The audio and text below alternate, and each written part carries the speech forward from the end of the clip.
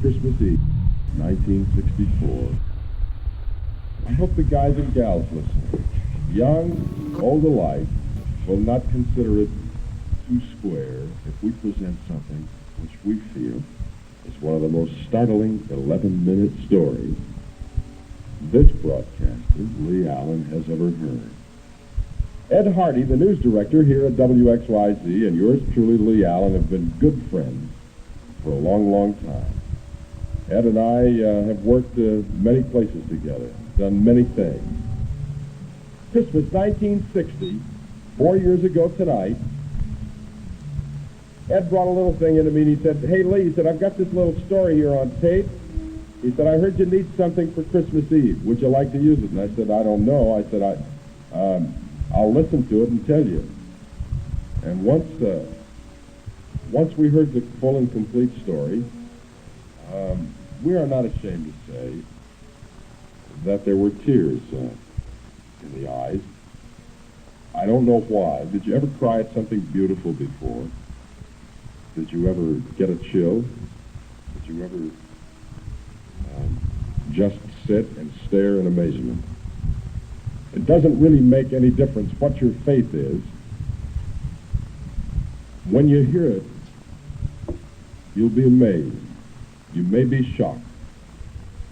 The storyteller is Captain, I have to get it right now, Navy Chaplain Captain Father Walter Mulder, who says this is a true story and says it can be verified, although he does not give the name of the soldier, the full name of the soldier in the story.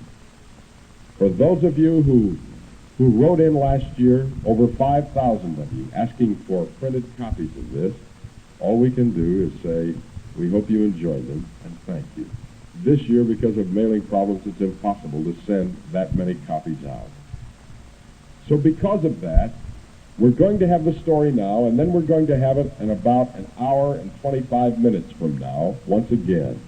So those of you who may have a tape recorder around the house, put it on again. You'll have another chance this evening. We will not have it on tomorrow night, only tonight. It's an amazing, shocking, fantastic story. So, for the 4th year in a row, it gives me the greatest amount of pleasure to kind of turn the lights down and sit back now and listen as Ed Hardy, for the 4th year in a row, introduces one of the most amazing stories for Christmas ever heard. Ed? Good evening, Lee, and Merry Christmas to everyone. No matter where Lee and I wind up through the years, we always seem to get together on Christmas Eve. This is a favorite Christmas story of mine, which Lee and I have presented over the years on radio here in Detroit. It's done by a Navy chaplain, Captain Father Walter Mulder, a Roman Catholic priest who has spent his life in the priesthood serving the needs of our servicemen in the armed forces around the world. In 1955, in San Diego, California, at the Marine Corps Recruit Depot, Father Mulder told this Christmas story to a theater filled with Marines.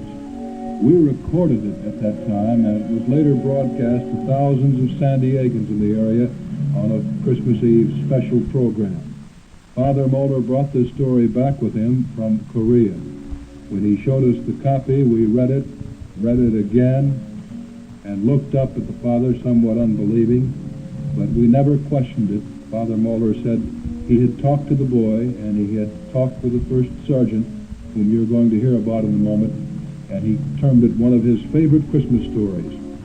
And it always has been one of ours down through the years. I think you will enjoy it, and it brings through a wonderful point on a Christmas Eve.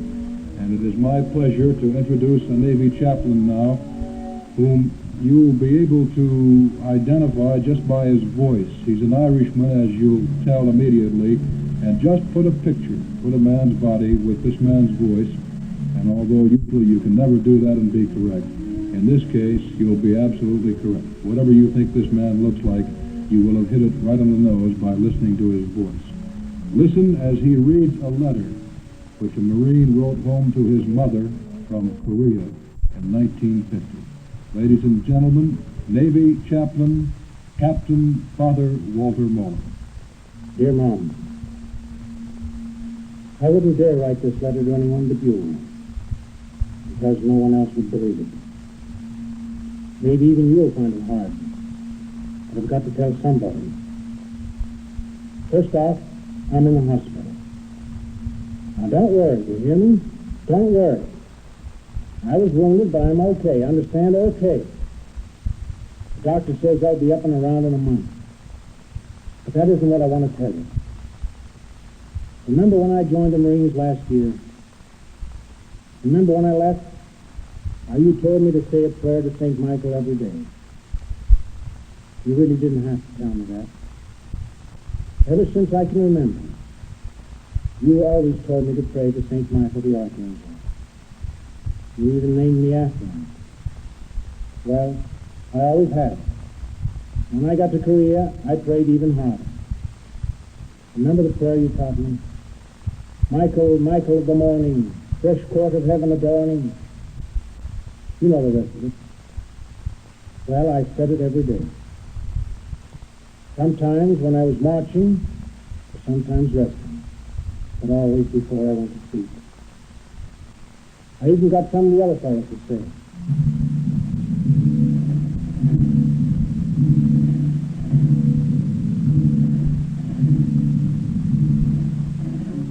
Well, one day I was with an advanced detail way up forward of the front line. We were scouting for the communists.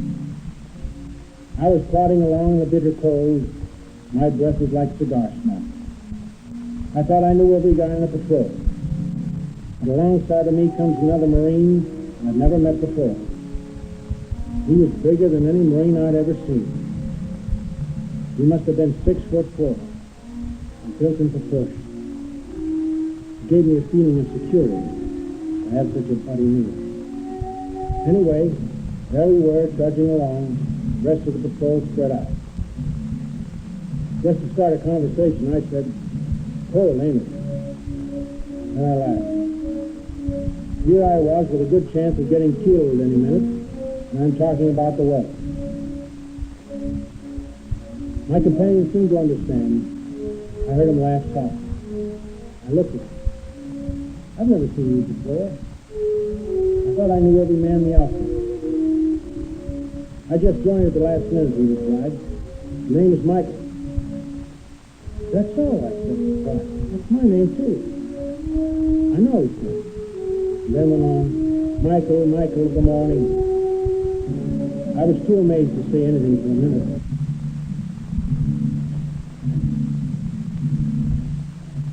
How did you know my name, the prayer that you had taught me? Then I smiled to myself. Every guy in the outfit knew about me. Hadn't I taught the prayer to anyone who would listen? Why, now and then they even referred to me as St. Michael. Neither of us spoke for a time. Then he broke the silence. We're going to have some trouble up ahead. He must have been in fine physical shape. Though he was breathing so lightly I couldn't see his breath. Mine poured out in a great cloud. There was no smile on his face now. Trouble ahead, I thought to myself. Over the commies all around us, that's no revelation. Snow began to fall in great thick blobs.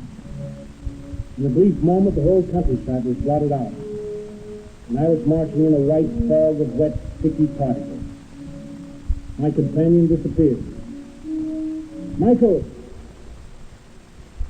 I shouted in southern alarm. I felt his hand in my arm. His voice was rich and soft. This was stop talking. His prophecy proved to be correct. In a few minutes, the snow stopped as abruptly as it had begun. The sun was a hard, shining disk. I looked back for the rest of the patrol. There was no one in sight. We had lost him in that heavy fall of snow. I looked ahead as we came over a little rise. Mom, my heart stopped. There were 7 of us.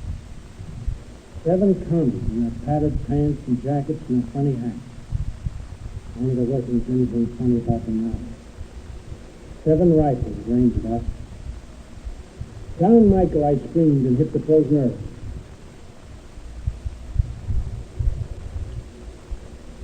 I heard those rifles fire almost at once. I heard the bullets. There was Michael, still standing. Mom, those guys couldn't have missed. None at that range. I expected to see him literally blown to bits.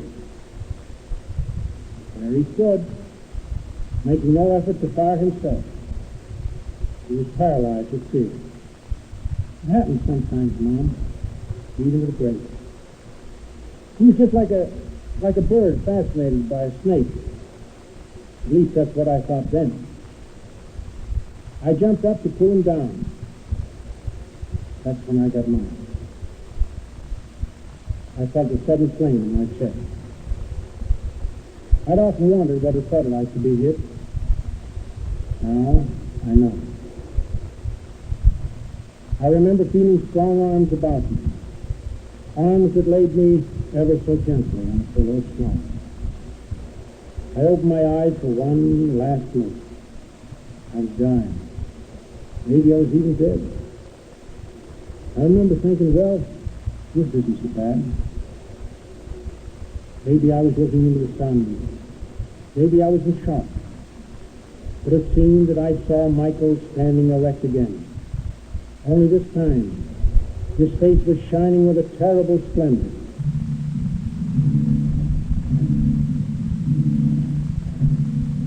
As I say, maybe it was the sun in my eyes, but he seemed to change as I watched him. He grew bigger. His arms stretched out wide.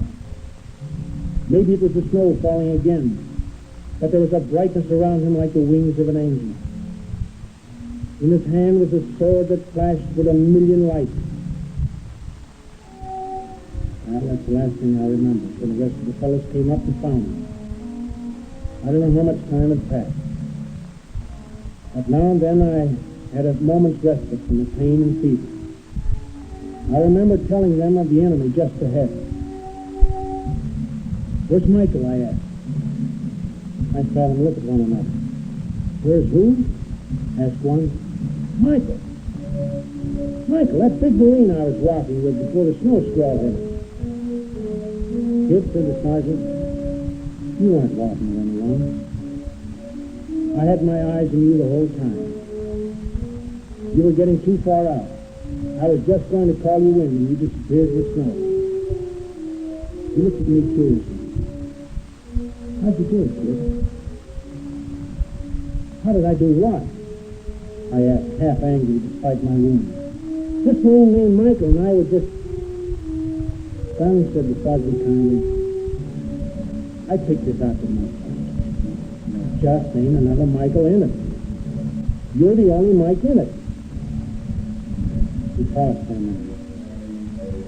Just how'd you do it, kid? We heard shots.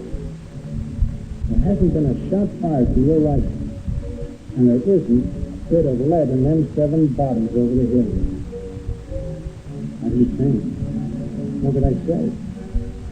I could only look, open mouthed with amazement. It was then the sergeant spoke again. Kid, he said gently, every one of those 7 commies over there was killed by a sword stroke. Well, I can tell you, Mom. As I say, it may have been the sun in my eyes, it may have been the cold of the train, but that's what happened. Love.